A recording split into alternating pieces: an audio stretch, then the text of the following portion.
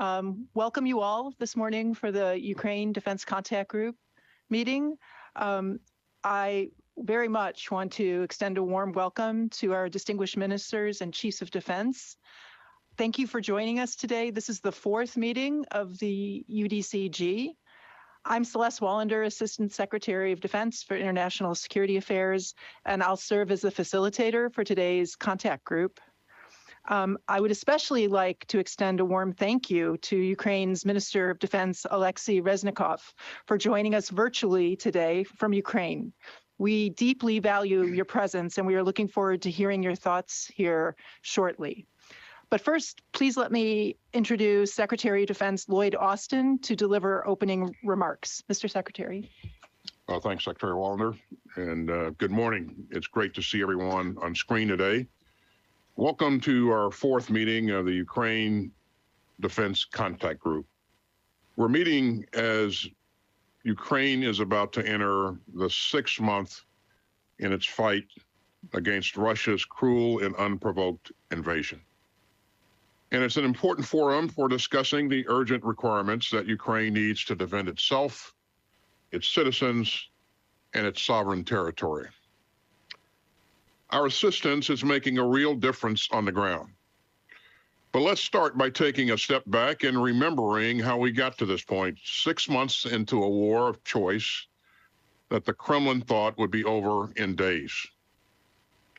On 24 February, Russia deployed a massive invasion force to counter the entire country, or to conquer the entire country of Ukraine, and they failed.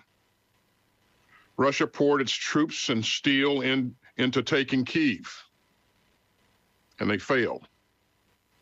Russia tried to topple the democratically elected government of Ukraine, and they failed.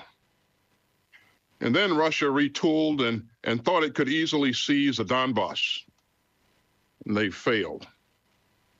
And throughout, Russia tried to crush the spirit of the free people of Ukraine, and they failed. And as we have seen time and again over these past months of war, Ukrainian forces are frustrating Moscow's combat objectives, and they are defending their democracy and their homeland with bravery, resolve, and valor. We're all here because we understand the grave threat that Ukraine still faces.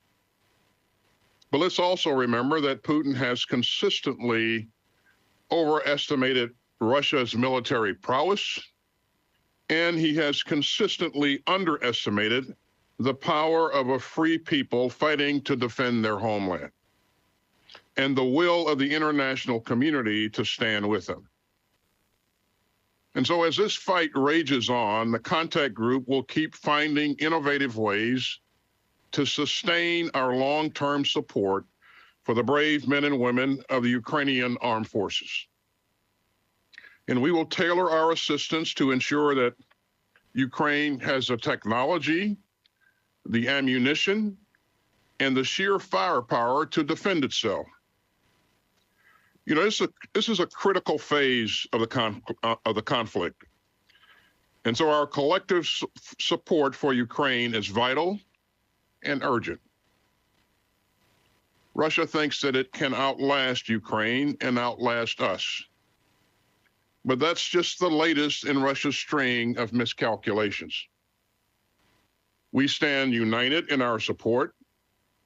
We stand firm in our commitment, and we will rise to this occasion. Now, 1 month ago in Brussels, this group met in person to reaffirm our dedication to Ukraine's self-defense.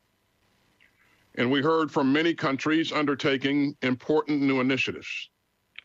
And more than 30 countries have now sent lethal military assistance to Ukraine in its hour of crisis. And we continue to make important headway. And we're seeing the results on the ground. From our meeting in Brussels until now, the United States has committed more than $2.6 billion in security assistance to Ukraine. Our assistance includes a total of 12 HIMARS multiple launch rocket systems to further strengthen Ukraine's long-range fires capability. And I want to underscore the impact that they've made. We've also committed to NASAMS air defense systems to help Ukraine protect its forces and its civilians against Russian missile attacks. The United States is also committed to sending more HIMARS munitions, precision-guided artillery ammunition, and tactical vehicles and other urgently needed support. And we'll continue to provide historic levels of security assistance to help Ukraine defend itself. And later this week, we'll roll out our next presidential drawdown package of weapons, ammunition, and equipment for Ukraine. It will be our 16th drawdown of equipment from DoD inventory since August 2021. It will include 4 more HIMARS advanced rocket systems, which the Ukrainians have been using so effectively and which have made such a difference on the battlefield. And it will include more rounds of MLRS and artillery ammunition. And other countries have continued to step up their support as well, including in the important area of long-range fires. The UK's M270 MLRS systems are now in the fight, and Germany's systems will soon be on the battlefield as well. And Poland has also recently transferred 3 battalions of 155 millimeter self-propelled howitzers to Ukraine, which are already making a difference on the front lines. And I want to especially thank Norway for its close cooperation with the United States on our NASAMS transfer. The Ukrainian armed forces have repeatedly demonstrated their skill in operating HIMARS and M270s and 155 millimeter howitzers. And those capabilities have been crucial in the Donbass fight. Ukraine has also made real gains on the ground with other equipment that members of this contact group have provided. For example, Ukraine has definitely employed donated Harpoon systems against Russia's Navy in the Black Sea. And those systems help Ukraine reclaim Snake Island. So I look forward to today's discussion on how we can continue to rush Ukraine more critical capabilities and urgently needed ammunition. And here to help us understand those critical requirements are my close friends and colleagues, Ukrainian Minister of Defense Oleksiy Reznikov and Deputy Chief of Defense Lieutenant General Moyshuk. Minister Reznikov and I have been in close and ongoing touch about Ukraine's combat requirements and progress since our last in-person meeting in Brussels.